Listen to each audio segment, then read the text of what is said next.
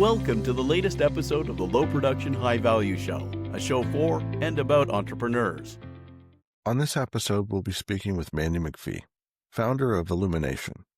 She's a fractional CMO with a depth of expertise and experience in financial services and fintech. Let's get started. Welcome to the show. I'm so happy to have you here and to talk about fractional CMOs. Welcome, Mandy. Happy to be here. So to kick things off, I've spoken to other fractional resources in the past, fractional people focused on fractional support. Give me your definition of a fractional CMO. Yeah, it's something that's been rising in the States over the last 5 years or so. And fractional services is actually extremely popular in the United States now, whereas in Canada, we are a bit slower to adopt it. So, when you talk about fractional CMOs, it's a fractional chief marketing officer. Sometimes we call ourselves fractional chief growth officers as well. They can be relatable, one and the same overall. And when you think about marketing leadership in large companies and large businesses, they hire full-time CMOs overall. And fractional services is offering that CMO leadership opportunity to C-suite executives to sit at the table, but on a part-time basis. So you're paying a fraction of the cost. And when I say part-time, it doesn't necessarily mean you're not getting the same quality of strategy and work. It just means that you're paying less for very similar services overall. Do you think, as you talked about with the U.S. being earlier adopters, but what do you think was the change from the way it's framed from, I'll call it marketing consulting services, to this fractional terminology? Did it have to be reframed in a different way before it became more attractive to people? I'm wondering what your take is on that. Yeah, I think that, from a consulting perspective, consulting denotes a term that is temporary. That is, I'm going to do a specific project for you, and then I'm going to let you go as a client. Whereas a fractional CMO comes in and it's a little bit more longer term. You can hire a fractional CMO for 3 months, for 6 months, keep them on retainer for years if you want. Overall, that really has that in-depth, longer-term look at the business and enabling them to grow faster and quicker rather than somebody popping in and then popping out. Well, and does that also suggest that more value is delivered from the idea that you can be with a firm longer term, but also, kind of in a crawl, walk, run scenario that, here's where and how we can help you in the beginning. Here's where we can help you as you mature, that kind of thing. Does that align with that approach? I'm not sure that I would say that fractional CMOs take a crawl, walk, run perspective. When I come into an organization as a fractional CMO, I am running right out of the gate. I'm creating that strategy within 30 days for a company. And but if I may interject, is that because the catalyst for calling you or bringing you in is when, I'll call it, the need is more obvious or there's a higher level of urgency? To your point about we're not starting from square one, they've reached maybe a point of friction or a roadblock, and they need the help of a fractional CMO resource to help them get over it. Is that? Yeah, I think that companies hiring a fractional CMO is seeing their growth stall. They're seeing that, a lot of companies that I work with are small to mid-sized companies. They could be looking at investor funding or have gotten investor funding, and they have to prove that growth and get to investor satisfaction with their venture capitalists or their investors that are investing in that business overall. So what they're seeing seeing is stalled growth all of a sudden, or they need to rapidly accelerate their growth really quickly to get to that investor satisfaction to increase their funding needs as well. So there's a point in time when a company really says, you know what, I need somebody to sit to do my strategy, to sit at the strategic table with me, and to help me get my vision out into the market overall. Do you find that, especially for those seeking investment, sometimes the adding of a fractional CMO literally into the pitch deck can make the difference? Yeah, it does. It makes a big difference. You're working directly with the founder or the CEO directly. You're listening intently and hearing what their vision is. Often the founder's story is just as important as the business strategy overall. So you're able to work directly with that CEO and then work with the rest of the C-suite team to execute that story consistently across all channels overall. Many companies go in and they think, oh, I can do marketing. The CEOs and the founders believe that, everyone knows marketing overall. And they are going in thinking, I can do it all. I'm going to do the sales. I'm going to do the marketing. I'm going to do the run the technology and create the products, etc. It can't be that hard. But, everybody sees marketing out there. They see great advertising. They think that, oh, it's, I'll just create a social media post. I'll create a great ad and my product will shine overall. But, marketing really starts with that strategic view, with understanding what the business strategy is, what the story that the founder is telling overall, and creating a connection, emotional connection between the client that they're seeking, understanding who they are, and then creating the value and the message that aligns emotionally with their target audience. Well, you talk about sometimes there's a founder who, to a point, has felt that they could do it all, or they did it all out of necessity. But is it burnout? Is it a reflection and they recognize, oh, I can't do it all? What is one or more of the catalysts that causes them to reach out to say, I need help? Yeah, they are overwhelmed. They're feeling scattered in their activities and what they're doing. They could feel, that they're scattered in between marketing and sales and product development overall. And what's happening, the result of that, and what they're seeing is that business is stalled. They're not getting the sales that they need. They're not getting the growth that they need. So they have to change something and ensure that they are really focused on what they do best overall. So we're seeing a lot of founders and CEOs just say, oh my God, I can't do it. I'm up 24/7. I can't do this anymore. I need help. They raise the white flag, help. They raise the white flag. Yeah.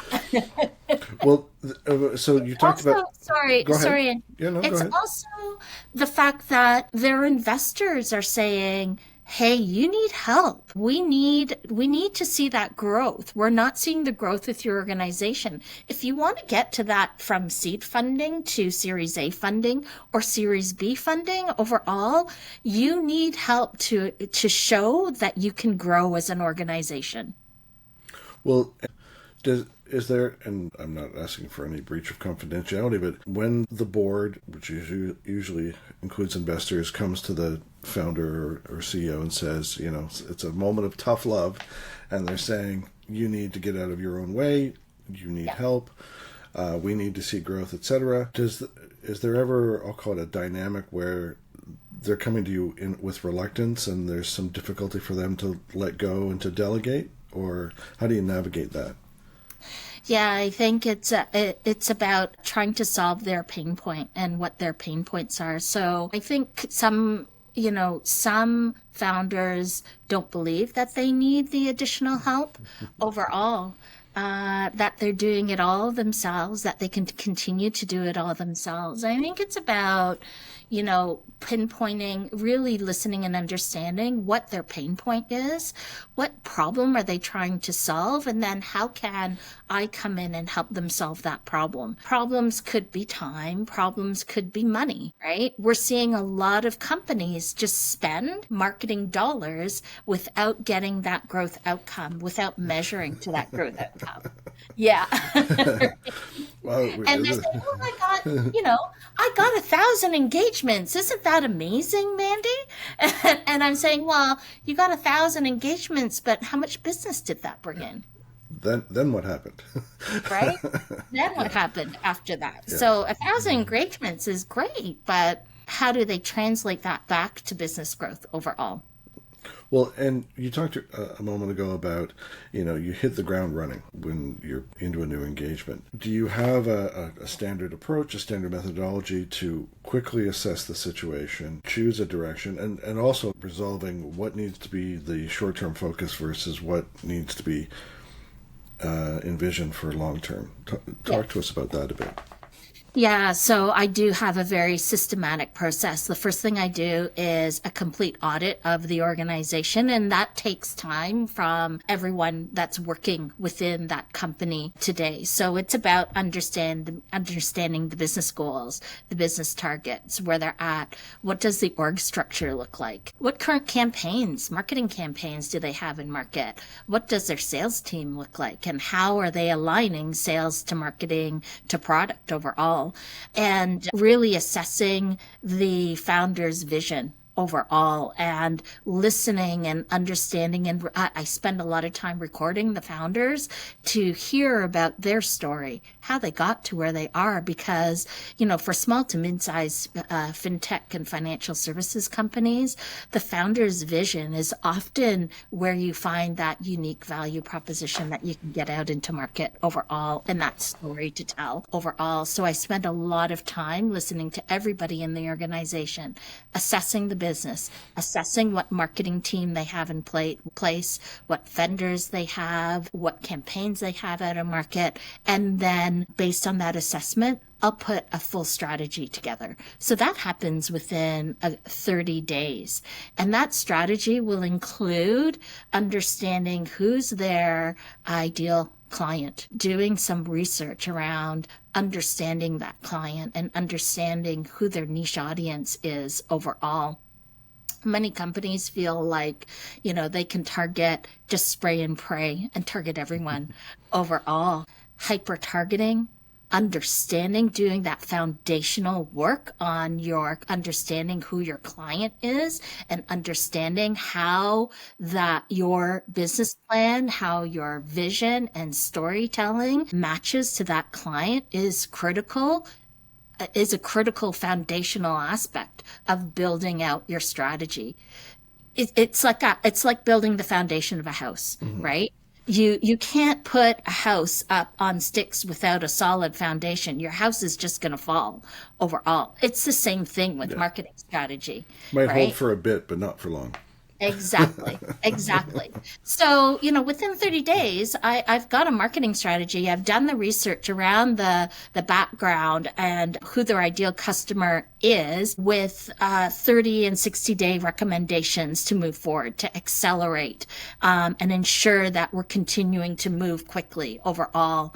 And then from that, we'll build out that longer-term strategy, their unique value proposition, how they're getting to market with their storytelling, and really start to get that out into market and build out the KPIs that showcase how marketing is contributing to the overall business growth.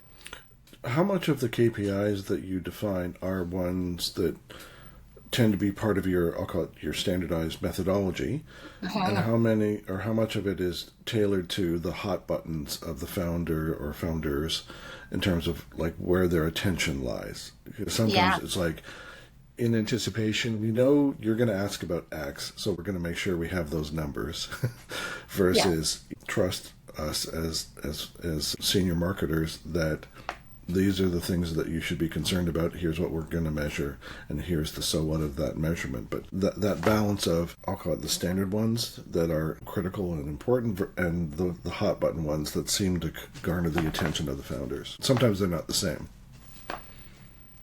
Are they? Are they not the same? Well, no, it's not that they're completely different. Sometimes that they prioritize, and it may change depending on short-term versus long-term. So revenue versus brand awareness. Revenue, might be a hot button for investors, and they are like, okay, we need to have a change in revenue by this quarter. Yeah. But share of voice, if you're doing social media monitoring or media monitoring, 6 months from now, if there's a component of part of the strategy is brand awareness. So maybe that I got you more now. content. Okay. I got you now. So I define, KPIs. There's two streams of KPIs. There's marketing KPIs and business KPIs. I would argue that business KPIs are marketing KPIs overall. So measuring to acquisition costs, to churn rate, to contribution margin, revenue growth are all marketing KPIs overall. So everybody in the organization, whether it's sales, product, marketing, are all responsible for those KPIs, and we can measure back marketing efforts back to those KPIs overall. A lot of businesses don't do that. They'll measure brand awareness, engagement, social post likes, right? But they won't measure how marketing contributes directly back to the business itself. I don't disagree that marketing KPIs are important too, right? Understanding your brand awareness and your brand equity in market and how it's contributing to your storytelling is critical and important. But what to me is more important, if marketing isn't driving that business revenue, any other KPI doesn't matter. Well, it goes back to what you were saying earlier about, we got 1,000 impressions on whatever activity you did. Fine, but what is the business outcome that is meant to assist with? And if they can't articulate it, a like is nice, a follower is nice, but if you can't say, it is hard to quantify what a like is worth. But if when you roll it all up, all of your cumulative activities, if it's not driving business outcomes that have a monetary value, you have a problem. Unless you're right, you've got a problem. Right? Well, and to kind of keep building on this, how do you properly set expectations? I mean, you clarify with them and say, there's marketing objectives or marketing KPIs and there's business KPIs. Even though I'm a marketer, I'm emphasizing business KPIs and how marketing serves that. But going a bit further with that, how do you set their expectations about what marketing can and cannot do? Yeah, we set targets. We take a look at their targets. So we say, okay, you've got a target of $1 million in revenue overall based on acquisition costs and what it costs for us to get this ad or this piece out into market, right? We are going to drive this much more revenue. Do you try to stretch them a bit beyond their comfort zone? Okay. Definitely, because stretch targets are critical. Stretch targets will hopefully get you to your actual target, right? So by setting a stretch, it allows you to be able to aggressively go after more business, even more, and drive the team to accelerate their growth. Do you have tough love moments with them to say maybe there's a lack of alignment or there are some factors at play that are going to hinder reaching those goals? How do you have those tougher conversations and raise those issues earlier rather than later? My viewpoint is I'm very transparent. I'm very honest. I'm straightforward and to the point overall. Always. So setting the foundation, even as I'm having initial conversations with the CEO or the founder, I'm setting that foundation and saying, look, I'm going to be honest. I'm going to be transparent. There might be moments where I'll say, do X, and you'll say, nope, don't like that. And there might be moments where I'm going to say, this isn't working and we have to change. And if they're not, if they're not the type of CEO or founder who isn't willing to listen and take advice from their expert team around them, I question whether that's somebody I really want to work with. Right. Well, so do you have a way of approaching that when you have a preliminary conversation, when you're considering an engagement, to raise those concerns, to see are they open to listening? Are they open to feedback? Can we have frank, transparent conversations? That's right. I don't want to. I'm not gonna. You can't make me. Well, then. When we're going through that interview process of somebody wanting to hire me, it's not just about them interviewing me. Right. It's about me interviewing them as well, to assess whether this is going to be a mutual, beneficial, and thriving relationship. Well, you're going to be, quite embedded in their business, and like you said, there has to be a meeting of equals to some degree. Yes. And a level of comfort. Beyond that, fostering a good working relationship with them, when it comes to the sales resources they may have in place, how do you, in a sense, your situational analysis looks at different parts of the business.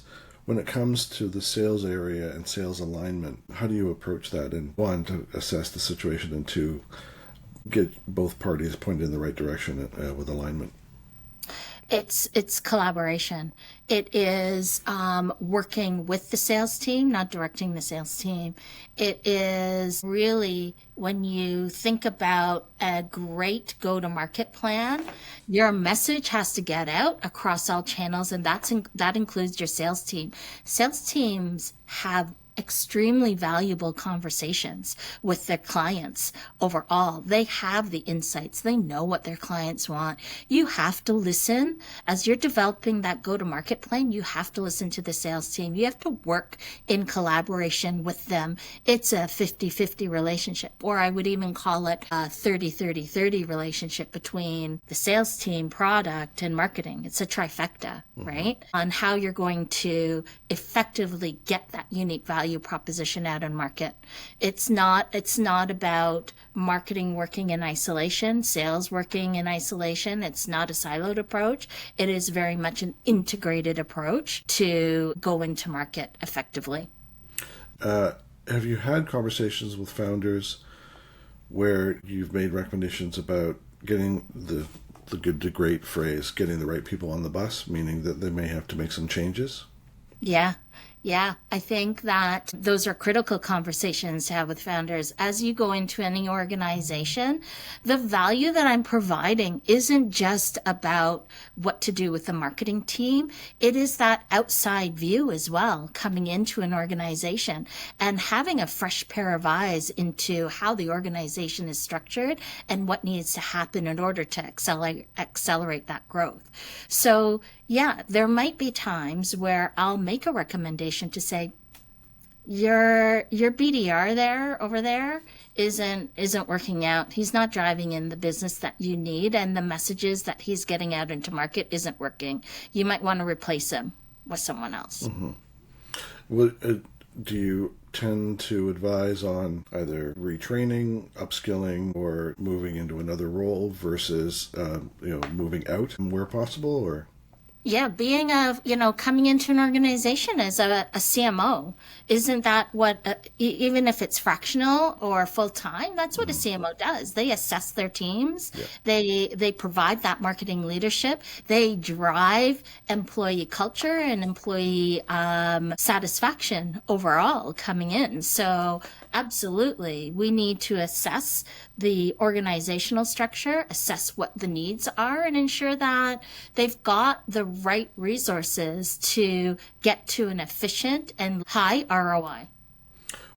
We'll be back in a moment. And now, a word from our sponsor. Social media has become an imperative for almost every business. Discover how to successfully implement an effective social media strategy that is supported and integrated throughout every part of your organization with this essential book from our host, Andrew Jenkins, Social Media Marketing for Business, Scaling an Integrated Social Media Strategy Across Your Organization, is now available from Amazon or KoganPage.com. Now, back to the show. What advice would you give to a founder or a CEO, or sometimes both, um, in working with a fractional CMO to get the most out of that working relationship? I think that it is putting that CMO at their executive table, that they become part of the team overall and they become part of the organizational growth and feel like they are helping to align everything together and working closely with their entire team. But what are some of the misconceptions they may have that sometimes comes up in that interview that you have where it's a back and forth interview in the beginning, that where you have to dispel some myths or adjust their expectations? Yeah. I mean, there's a few myths that happen. One is, why would I hire you when I can hire a marketing manager to do the work? That's one myth, right? Yeah. You're more expensive. I can't afford you. And I would say, well, I would say to them, is it that you can't afford that strategic leader overall? Because if you set the foundation with the right strategy and growth objectives overall, and you align everybody in the organization, you're going to accelerate your growth faster with less budget over time. Right? Your marketing manager won't be able to set that strategy for you. They're just too junior. They don't have enough experience. Spending $1 million in marketing, taking 100,000 out for that strategic leader, working with that 900,000, I can guarantee I'm going to get you more bang for your 900,000 when you've taken 100,000 out for me. Well, and the other thing is that it's all well and good for them to hire or have that marketing manager, but to have them deployed or focused on activities of higher value and actually optimize the utilization, that involves you. And so it's like, look at this in a broader perspective of where and how my seniority and my experience can help you actually make the most out of That's right. all of your resources. But That's right. I'm putting the systems in place to help them grow efficiently, to help them evolve. A lot of the founders are coming because their growth is stalled or because they have to get to that investor satisfaction and show rapid growth. What you're doing today, right, obviously isn't working. How can I come in and help you change that and systematize your marketing to ensure that you've got the right tactics and strategy in place to get there? Are there things that you do differently or considerations that differ between a financial services, heavy on the services firm, versus a fintech startup that might have a technology product?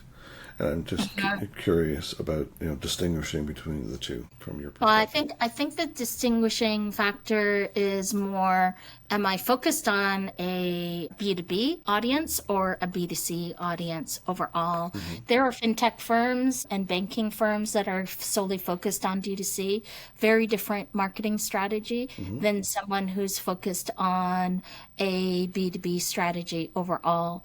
The channels you use, the strategy you're developing, the experience that you're developing for that client, whether B2B or B2C, they're completely different. Completely different. Do you find for B2C it's more a broader marketing for awareness because you're going after a direct-to-consumer audience? B2B sometimes often is relationship management through sales, and you have to support the sales. And I'm wondering if that resonates with you. There's absolutely, for B2B, there's more sales enablement that's required. Mm-hmm. There's more alignment to the sales team overall and the product team overall when it comes to B2B. So it is really about listening deeply to your sales VP or your sales executive overall and sales team. With B2C, there's way more data out in the market for D2C. We can measure digital marketing very effectively in the D2C space to consumers overall, and in the channels that you're using. So digital marketing is way more prevalent on the D2C side than it is on the B2B side. Well, especially if a fintech has a new offering that's sort of breaking new ground or cutting a new path, and it's like they've never heard of us. We saw an unmet need and we built a solution to serve it. And so now the job is to get in front of the right people and convey the value proposition. That's a key, right? Is getting in front of the right people. A lot of companies feel, well, we've got this new product. We're just gonna, do a great ad. It's going to go out into the market, and we're just going to get it out to everybody, and right? They will beat a path to our door. Yeah, right. So that's the key, especially in the D2C space, is who are you hyper focused on? What does that client persona look like? And how can we find those out in market that match your value proposition overall? As a small business, you need to be that niche organization, especially in the fintech D2C world. You need to focus on a niche until you can compete with the big boys, right? Or the big people. I don't want to be, right? Because there's lots of big women out there too. Yes. All good. Well, how often do you find that they have the target persona and the proper messaging in place versus there needs to be refinement, adjustment, or recalibration? Not a lot of small to mid-sized companies have that in place today because they know that they know their product. They know they want to focus on their product, so they just do a product push. Mm-hmm. Here's the features of what my product offers, and everybody, you should just appreciate the features that I have, right? Heavy on the hopium. Yeah, exactly. So it's really connecting the dots between features, how that benefits your niche audience, and then how do you get that out there? Which do you prefer, or what gives you more enjoyment or excitement? The B2B fintech or the B2C? I know you've straddled both, but I'm just wondering, things evolve, but it's just like, where do you like spending your time? I love spending my time in the D2C space. I'm really good at measuring digital marketing. I'm really good at pushing agencies and vendors to get to the right value prop, understanding the client overall on the D2C space. It's where my passion lies. I like the B2B space, but if you ask me, oh my God, where do you want to focus, Mandy? It's, I thrive in that D2C space. Are there some brands out there that you think are executing well from a financial services D2C? Yeah, have you seen the Wealthsimple ads with the sloth? I think that Wealthsimple has come a long way with their advertising over the last year. If I asked you to remember what Wealthsimple's ad was last year, you probably won't remember it.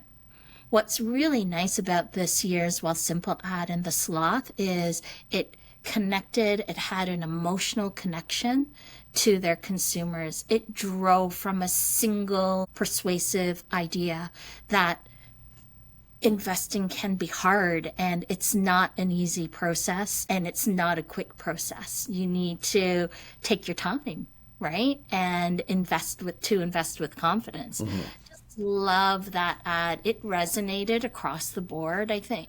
In Canada, a lot of consumers, when you take a look at their brand awareness, I think recent results came out that it increased their brand awareness significantly overall because people were connecting emotionally to it, because they had that unique value proposition. They understood their client and they connected it emotionally to it to create a wonderful brand awareness presence. Well, to me, it also speaks to this idea of it's not doom and gloom. It acknowledges to people, listen, you're not too late. Like, don't think that I need to hurry and get this. No, like, be methodical, be paced, right. And But even with Wealthsimple, to get to that single most persuasive idea, it took deep strategy and research to understand their client, to understand what is the emotional connection that they can connect to, what are their clients looking for, how are they going to attract them. So it's deep in strategy. It wasn't just a great ad that they, produced, it was very deep in strategy, and their leadership did an amazing job on it. Well, I used an example of theirs from a few years ago. So many organizations send out press releases, and it's the standardized format. If you're in financial services, you're highly regulated. You have to say things in a certain way so that nobody gets, uppity, concerned. Yeah. And they had announced that they had $4 billion under management. And they created just an animated GIF of all the zeros in 4 billion going up to the number 4 like a spiral staircase. Yeah. And it was just a 3-second GIF. And that's what they used on Instagram and TikTok as part of their announcement. And then I would share, I said, this is so simple. But instead, by all means, send out the standardized press release. Yeah. But, put some icing on top. Put a little cherry. Give people a reason to, stop the scroll. Right. And so it's not just the headline. Is there another way for you to just kind of jazz things up to turn the mundane into the interesting? And Yes. It's a basic, it's simple, but still, I thought it was well executed. Yeah. Yeah. And that's, Well Simple has done a great job in that, not just with their television ads, but also with their thought leadership that they're doing as well. They're really good at understanding who their clients are and providing thought leadership that resonates with their clients overall, resonates with that younger audience, with that person who just needs simple trading platforms or research. Right? Overall. So they're really good at getting that educational content, building that thought leadership, and being present in market all the time. Thought leadership's not expensive, right? It's, they can get it out fairly quickly, and it continues to build their brand presence and brand awareness in market with great pieces that resonate with Canadians overall. How do you, in your own work, how do you strike that balance between, in financial services, highly regulated, lots of planning in advance to get through compliance and the necessary approvals and so on, and to make sure brand aligned, and when I say safe, I mean compliant, but also trying to tap into what's happening, what's hot.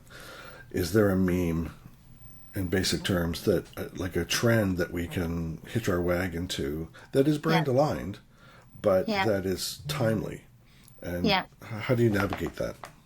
Yeah, I think that it's about working really closely with compliance teams and lawyers in partnership with them, and working fast and furiously in partnership with them. I think having many years of experience, I'm not going to date myself, in the financial services space, I think that my experience also, I know how to identify very quickly whether this is going to fly with compliance or the regulatory body or not. It's keeping up to date with that stuff. That's really critical as a marketer as well in the financial and fintech space, is keeping up to date on the regulatory requirements on compliance so that you can move with speed, so that when it gets in front of compliance, they're not saying, oh my God, this ad is absolutely horrible. You cannot put this out of market, but tweaking and perhaps just working with them to tweak the language a little bit.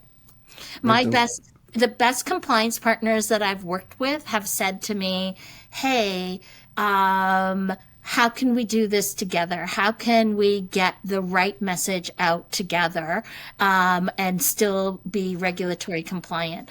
The best compliance teams work hand in hand with you and chat through the compliance regulations and what we can and can't do, and push the bar. Well, I remember Frank Eliason from Citibank, who I know, talked about how engage with legal and compliance early and often, foster a collaborative relationship. Yeah.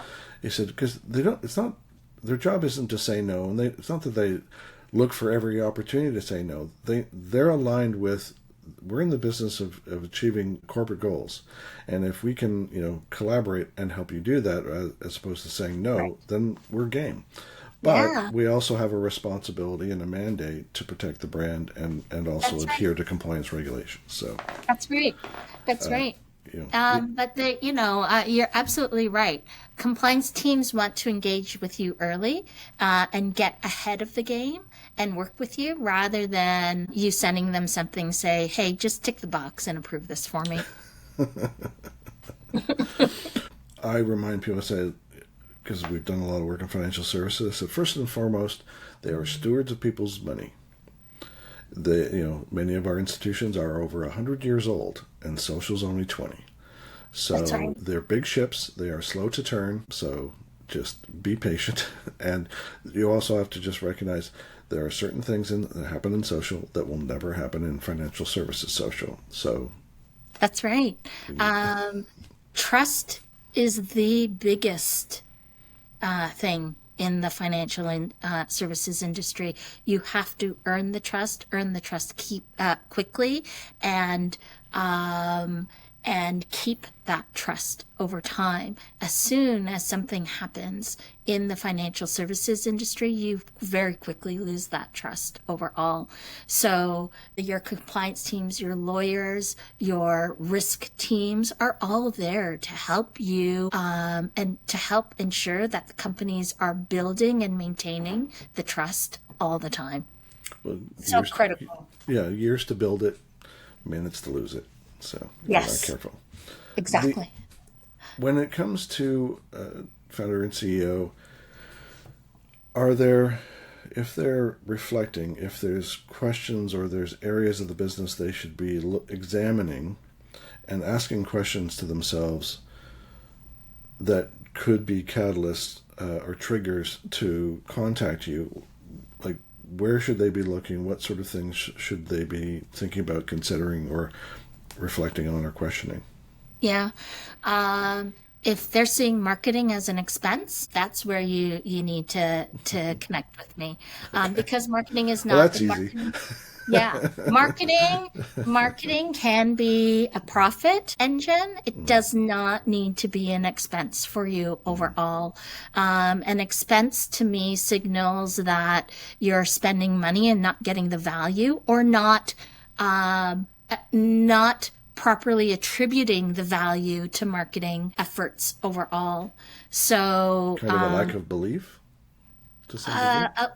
A lack of measurement, right? A lack of the ability to connect the dots between marketing and business results overall. So if you can't connect the dots between marketing and your business results, that's where, give me a call. I'll give you some quick advice on what KPIs you can connect the dots to. I'm not going to charge you for some quick advice on, what KPIs you should be looking at for your marketing teams. Just give me a call. Let's talk about, how we can turn your marketing from an expense to a profit engine overall. Well, if they're not ready yet to engage someone like yourself, what sort of DIY or the proverbial someone called you and said, can we have coffee? Can I pick your brain?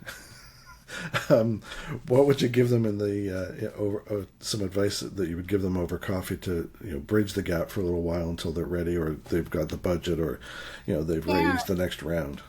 Yeah, I've had a few conversations like that where they're just not ready, right? They're just in seed, and they're trying to get to that Series A. Series A is probably where they're ready to hire me to get to that aggressive growth. And a couple of pieces, depending on the type of company they are and who they are, there's a couple of pieces of advice that I would give, right? Is be consistent with your messaging across whether you're selling it as a founder, selling your salesperson is selling it overall. Be consistent with your messaging. Make sure that you're connecting your messaging to your target audience and you understand your target audience overall. If it's a B2B, thought leadership is so important for B2B companies, right? And that's something as a founder that you can do immediately. Get that thought leadership out the door. Utilize AI to help you write. Train your AI and give the AI the proper prompts to write in your own tone overall, so that it doesn't feel like AI writing overall. But, thought leadership itself as a founder, that's probably where I would start overall. Well, they're oftentimes more known to their own respective networks than their brand is or will be for a while. So to your point, it's like I have to be the face for a period of time, and so That's right. There has to be a bit of a halo effect for me. Yeah. Well, listen, I want to thank you for your time and everything you shared. I enjoyed the conversation and lots of great advice and insight. So thank you. I love this. Happy to do it. We'll Right. absolutely chat with you again. We will probably do it again. Not to worry. Yeah. Thank you. Thank you for joining us on this episode of the Low Production High Value Show. Be sure to give us a rating and subscribe to make sure you never miss an episode. Don't forget to check out Volterra at volterradigital.com to learn more about how they can support your social media marketing.